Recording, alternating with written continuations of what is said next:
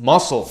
It's definitely not easy to build, especially after you're no longer a beginner. So you might be working out hard and you're eating right, but no matter how hard you try, your muscles are still not growing.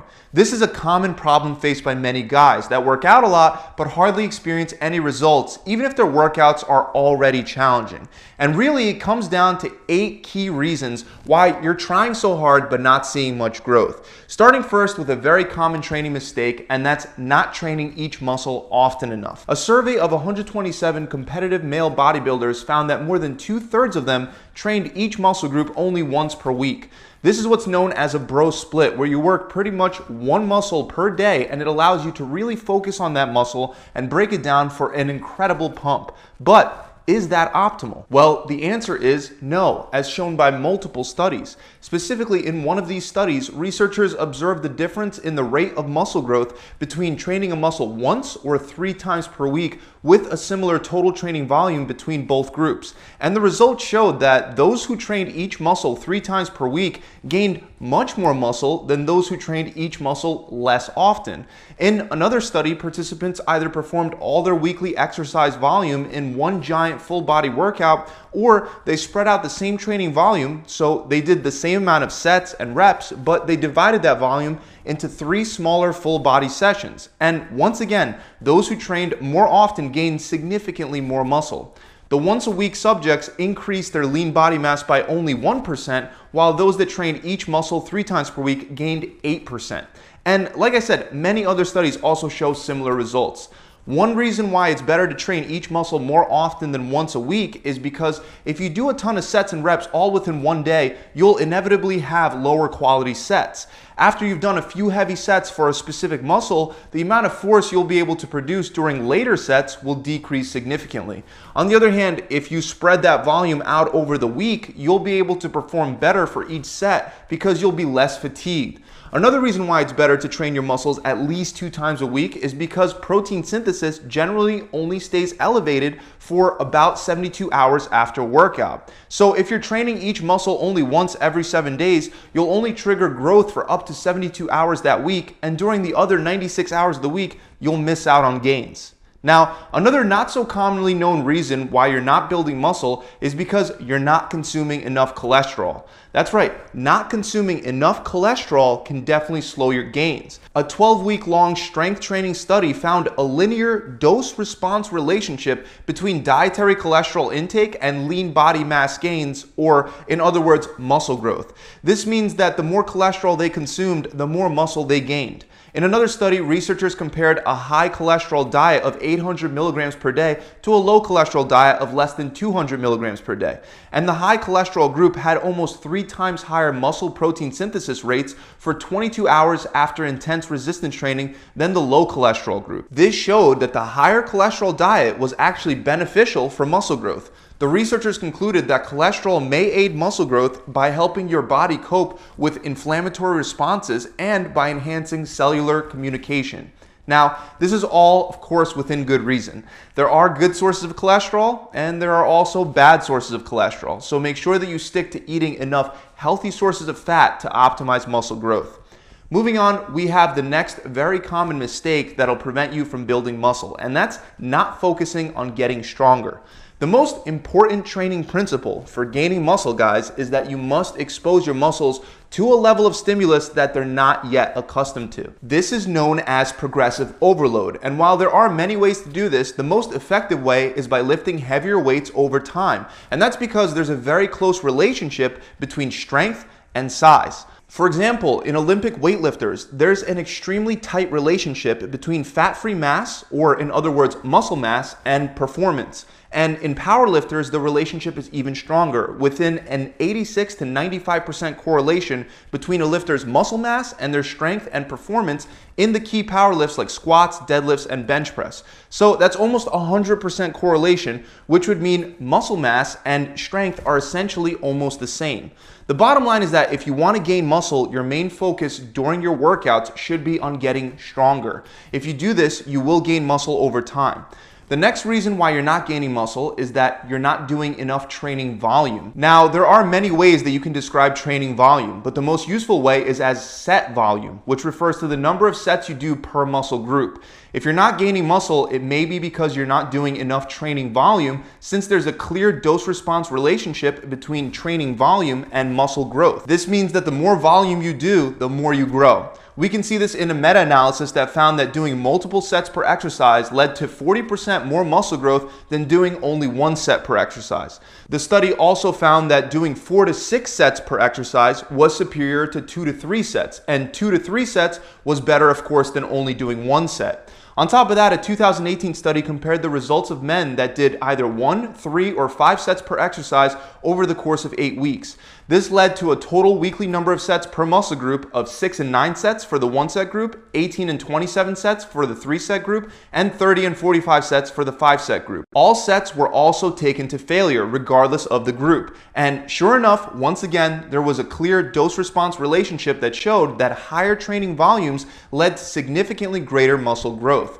The researchers concluded that muscle hypertrophy follows a dose-response relationship with increasingly greater gains achieved with higher training volumes. Now, it's important to note that more isn't always better. If you don't recover well from your workouts, you can start overreaching or even end up in an overtrained state, which hurts your progress rather than helps it. However, it is beneficial to raise training volume slightly over time, especially if your progress has started to stall. As a rule of thumb, if you recover well between your workouts but you're not making any gains, try to slightly increase your training volume. If after incorporating more sets you don't notice any muscle growth and you find it much harder to recover fully between workouts, then you can always reduce total training volume back to where it was. But if you do make good progress and after a week or two of adapting, you find that you're recovering just fine between your workouts, then maintain your current training volume for some time and then continue trying to slightly increase it. Another reason why you're not growing is because you're overdoing cardio. A 2012 meta-analysis found that adding cardio to a resistance training routine reduced muscle growth effect size by 39%. Although it is important to note that most of this reduction in muscle growth affected the lower body and not the upper body. But regardless, the reason why cardio hurts muscle growth is because not only does it take away from your calorie surplus that you need to be in for muscle growth, but it also reduces mTOR activity. mTOR is an enzyme that's crucial for muscle growth. At the same time, cardio also increases the catabolic enzyme AMPK, which is very bad for muscle growth. On top of all that, adding cardio to a resistance training plan can also reduce strength and performance. That's because cardio causes unfavorable muscle fiber changes, it lowers muscle activation speed, and reduces your body's glycogen levels. As a result of all this, you won't be able to use the same amount of weight as you otherwise could, which means you can't provide an optimal amount of stimulus on your muscles to get them to grow. Now, besides all these training mistakes that you might be making, you're probably also making 1 or 2 diet mistakes as well. Starting first with not being in a calorie surplus. While you can build muscle in a calorie deficit in some scenarios, mostly when you're a beginner, if you want to optimize growth, you need to be in a calorie surplus.